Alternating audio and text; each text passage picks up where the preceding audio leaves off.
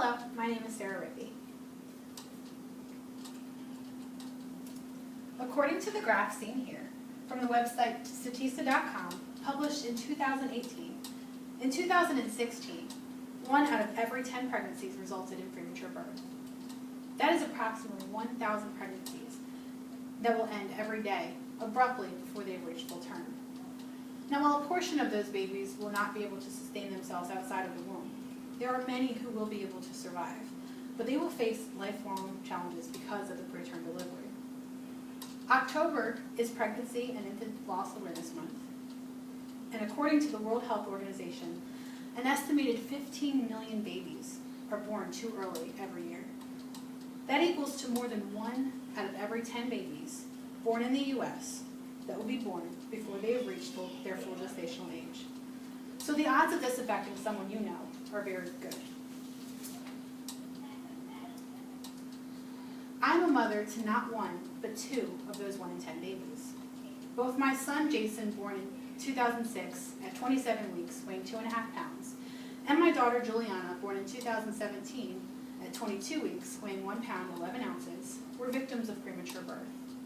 While my son thrives today as a happy, healthy preteen, he does face challenges like mild autism and ADHD because of his prematurity. Preterm birth has become an epidemic in the United States. Today, I will explain what prematurity is, why prematurity is such an issue, and what is being done to help end this devastating epidemic. So what is preterm birth?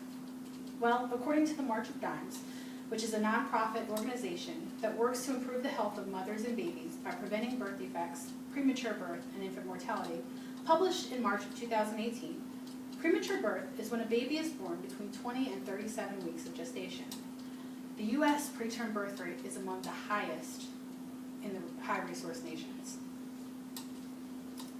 Now, there are varying levels of prematurity as well.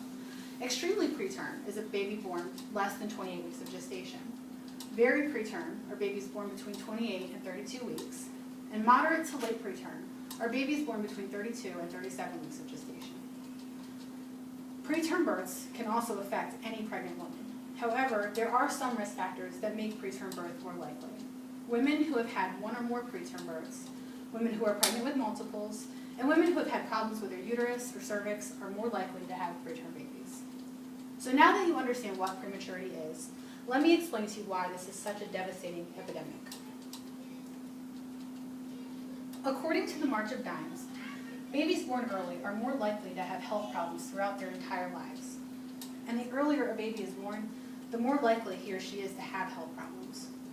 Prematurity can lead to long-term intellectual developmental disabilities, mainly issues with how the brain works and problems like learning, communicating with others, getting along with others, and being able to care for themselves.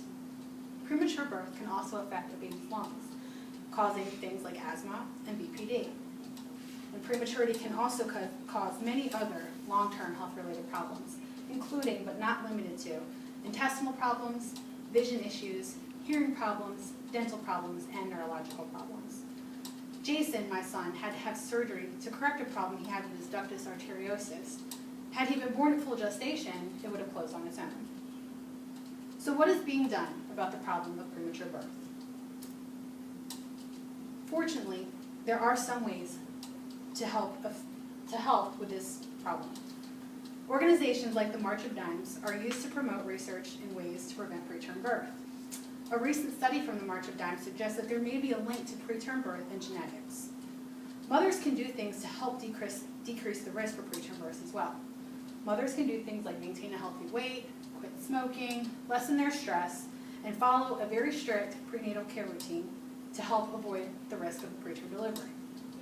Doctors are also able to provide some strategies to help minimize the chances of preterm birth. Progesterone therapies and cervical cerclages are interventions that OBs can offer to their patients to help reduce the risk for preterm birth.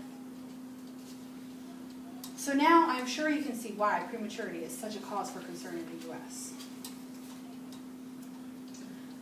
In conclusion, you have learned today what premature birth is, why it is such a detriment to the children it affects, and some avenues being utilized to avoid it.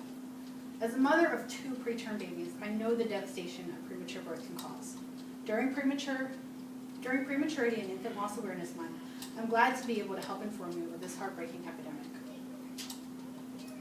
Are there any questions? Are there other organizations that can help with the awareness for prematurity? That is a great question. Are there other organizations that can help raise awareness for prematurity? Yes, there are other organizations such as the Graham Foundation, the Miracle Babies Foundation, and the National Coalition for Infant Health. Are there any other questions? No? Okay, well, thank you so much for your time and for your attention.